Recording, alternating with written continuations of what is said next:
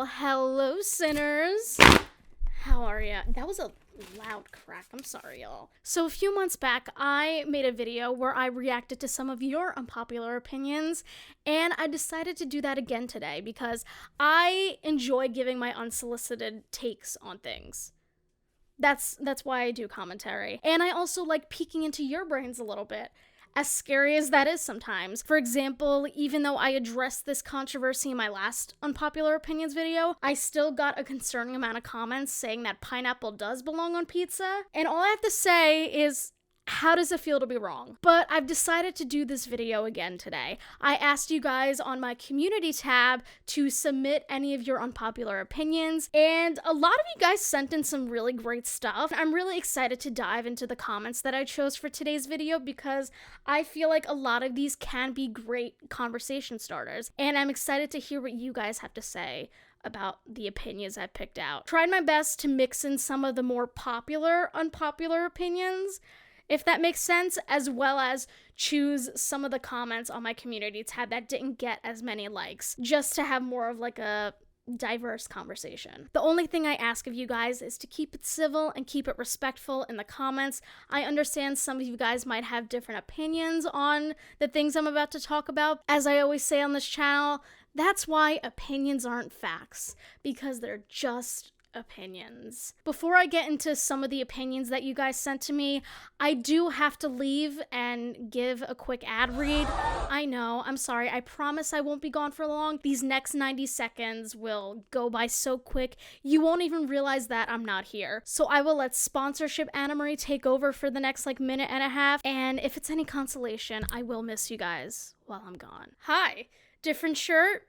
Different shirt. Before we continue, I would like to thank the sponsor of today's video, Omaze. Omaze is an organization that gives away one-of-a-kind prizes and experiences while also donating money to a variety of charities across the world. Since they take a sustainable approach to fundraising, that means nonprofits can spend more time serving the needs of their communities. For this month, Omaze is working with the charity Reverb. Reverb is a platform that partners with musicians, venues, and festivals to make concerts more environmentally friendly. Through their efforts, Reverb has been able to eliminate more than 3 million single-use plastic water bottles at concerts, elevate the work of 4,000 local and national nonprofit organizations, and remove over 180,000 tons of CO2 through their Music Climate Revolution campaign. Donate $10 and you are entered for the chance to win a new Tesla Model S Plaid. The new Tesla Model S Plaid goes at a top speed of 200 miles per hour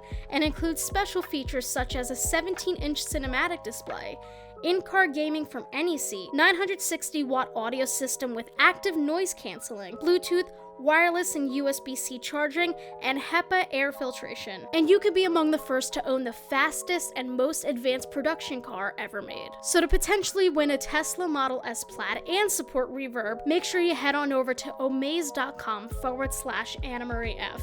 That's omaze.com/AnnaMarieF. Thank you so much to Omaze for supporting my channel, and now let's get back to your scheduled programming. For our first unpopular opinion, that Val person says, a lot of classic books and movies are really, really bad, and people refuse to see that because they're classics. I think we forget that just because something is old, that doesn't mean it's good. I can honestly say that I've never read any classic book on my own. I've always been forced to read it for a school assignment or something. I will say though that Othello, Macbeth, and The Great Gatsby were very good, and I am willing to die on that hill, but Lord of the Flies sucked, 1984 sucked. You know what, if Big Brother wants to watch me, that's his prerogative. Who am I to stop him? Catcher in the Rye. If someone tells you that their favorite book is Catcher in the Rye, run in the other direction, because that is the number one red flag in people. Women shouldn't be made fun of for liking something traditionally feminine. Boy bands, pop songs, etc. It's not funny, it's misogynistic. I think people are way too hard on women, especially teenage girls on the internet. It's like if you're a girl and you like something that's mainstream, you're called basic, or if you like something that's not mainstream, then you're considered weird. And this is something that's definitely rooted in misogyny, and it's also hypocritical if you think about it. It's like we're taught that we're supposed to like these traditionally feminine things. And you know, some women don't. Some women don't like traditionally feminine things, and that's okay. But the women that do, they're made fun of for it. So it's like, can we really win? Can women really win at the end of the day? If it's not harming you or anyone else, just let people like stuff. Our next unpopular opinion is from Kyra Schmitz, and they said, the whole Gen Z versus millennials argument is really stupid, and most of Gen Z doesn't actually care if you wear skinny jeans, have a side part, etc. I never really thought that the whole war between millennials and Gen Z was really that deep. I thought it was just like some petty, funny internet drama. I never really read too much into it. But listen, if you're a millennial watching and you want to adult the day away with your avocado toast, skinny jeans, side part, you do you. I'm not gonna stop you. But I will say, as someone who was born in 1998, and yes, you heard that right, I am 23 years old, you are watching an old person right now. But as I was saying, I was born in 1998, so I feel like I'm at the cusp of millennials and Gen Z. I'm a Gen Z sun, millennial moon, and boomer rising. I feel like I do have traits from both millennials and Gen Z, so I do understand both sides a little bit. However, I will say that as a baby millennial / older Gen Z person, both sides are equally annoying in their own ways. And I'm proud to be a millennial, where at least I'm something skinny jeans. Okay, now that I delivered the best cover of our generation, we're gonna move on. My grandson David should visit us more often. His grandma and I miss him, and it has been a year already. You should be ashamed of yourself, David. Listen, David, if you're watching right now, me and the rest of my subscribers, we're gonna go on a bus and go on a bounty hunt for you. You better go visit your grandpa Bernard Facebook very soon, or you're gonna hear it from me. At least give them a call, David. What the is wrong with you? Giving children unregulated access to the internet is extremely harmful. Me and multiple of my friends have diagnosed PTSD from our time on the internet as children. A lot of it is the parents' fault, just because they're not actively monitoring what their kids are doing on the internet. Listen, I'm all for giving kids bodily autonomy, teaching them consent and boundaries, and letting them be their own person. That's completely fine. With something like this, you do have to put your foot down, because the internet's a scary place for a lot of children. The internet can be dangerous, especially since children are so naive and don't know how to look out for red flags in people and just different content they'll see. And it just makes me sad that like family vlogging is so normalized, and I hate that word. It's like you're putting your kids on display for millions of people before they're even potty trained. Like, there's something wrong with that. I don't mean to derail from the opinion completely, but I do think family vlogging and child internet safety do go hand in hand in some way. I hope I never come to a point where I have to exploit my kid to pay my mortgage. Alrighty, so our next unpopular opinion comes from Sophie. Hello, Sophie. Let's see what you have to say. Essential oils are pointless besides making stuff smell good. I would hope that this isn't an unpopular opinion, but judging by how many puns and girl bosses there are online, apparently, it could be considered an unpopular opinion, and I don't think essential oils are completely bad. If you want to use, like, essential oil diffusers in your bedroom because it makes the room smell good, more power to you. And if you like essential oils in your bath bombs or in a candle or something, that's great too. But if you're gonna sit here and tell me that essential oils can cure your cancer, I can't decide that if you need to go back to a biology class or if you need therapy. Maybe a little bit of both. All I'm saying is that I will never be that person who uses essential oils as a medical treatment as opposed to like modern medicine and vaccines. And if I ever get to that point, so help me. So the next unpopular opinion I have is really interesting, and I've never dove into this topic on my channel before. I'm curious if you guys would like a full video on what this next person is gonna say, so let me know down below if you'd be interested. Cringe culture is rooted in ableism. Like, how many times have you seen someone mock an autistic trait in one of the cringe compilations? Now, I never really thought about this until like the past year or so, but you're 100% right. And I've especially seen this on TikTok. Now, I know cringe compilations have existed on YouTube for a long time, but I was never the type of person to watch people like Leafy is Here and other people who reacted to like cringe SJW compilations just because I don't find that stuff funny. But I've seen this a lot on TikTok, specifically when a neurodivergent person uploads a video and they show neurodivergent traits, and people in the comment sections are like, I'm going to hell for laughing at this one, and just make a bunch of ableist contents about that neurodivergent creator. They make fun of people for stimming, how they present themselves, and it's just really messed up how ingrained ableism is in our society and how it rarely ever gets called out. And I think ableism is a huge problem that needs to be addressed not only on the internet, but in real life too. And I guess you can make the argument and say that some people don't understand neurodivergency or don't understand disabilities, so that's why they make a joke out of them, but it's like, you don't need to understand every single thing about neurodivergency to treat someone with respect. It's just like, do we actually need to teach people how to show compassion to others? That's really sad if we do. Like I said earlier, if you want a full video of me talking about ableism on the internet, let me know down below. Alrighty, next up. Lorde's newest album is an absolute masterpiece. Sure, it's not like melodrama or pure heroin, but that's because she's grown and changed since those were put out. It's much happier and vibey, whereas the other two felt like they were filled with sadness and angst.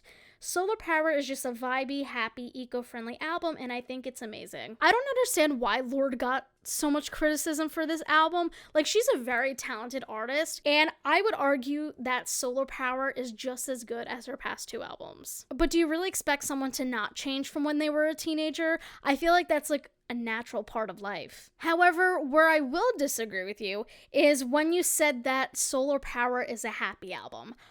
I don't think it is, personally. I got very melancholy vibes from her album, at least in the few times that I've listened to it all the way through. But if you really listen to the lyrics, Lorde talks about how she struggles to find herself and, like, struggles to feel anything. Like, sure, maybe she's not as angsty as she was when she was a teenager and came out with pure heroin, but that doesn't mean the album still can't be sad. Don't let the happy cover art fool you. Let me know if you feel the same about Lorde's album. I'm really curious. The whole war on plastic straws and cups thing is mostly just a way for big corporations to deflect responsibility for environmental issues from themselves onto the private consumer. They're not necessarily looking to actually make an impact. They're just trying to seem like they are so that they won't have to actually take responsibility for the damaging way they produce things. If they make villains out of plastic straws, then they can pretend to make a difference while making little to no difference at all. I think it's great if you want to try to live more sustainably, if that's possible for you. Eliminating single-use plastic as much as we can is a good thing, and I think it'll help the environment in the long run. But is the environment inevitably going to be destroyed because I used a plastic straw once at Dunkin' Donuts? Or is it because huge corporations are pumping fossil fuels into the atmosphere like it's nobody's business? Corporations don't even hold themselves responsible for the small things. So do you really think they're going to hold themselves accountable for the climate crisis going on right now? I don't think so. Josie Author says, One Direction's breakup was inevitable. Even if they had better management, there's no way they could have stayed together for that long. I think it's unrealistic to expect bands to stay together for however many years. Unless if you're the Rolling Stones, who've been together since the beginning of time. One Direction started when all the members were teenagers and continued until they were in their early 20s. Like, you don't think their interests and their career goals are going to change over that time? And if One Direction stayed together, even if they didn't want to, if they were still together now, their quality of music probably would have gone down if their hearts weren't in it. So it's better for them to end on a high note than to continue doing something they don't want to do. And it seems like all the guys are happy in their solo careers and doing what they want to do. And honestly, I love that for them. But yeah, I definitely agree with you, Josie. People need to stop giving second chances without actual proof of growth. So many people get redemption arcs, yet it's very obvious that they haven't really done anything to change other than not being as loud with their BS. Everyone is like, they've changed. But then 2 days later, there is another drama going on.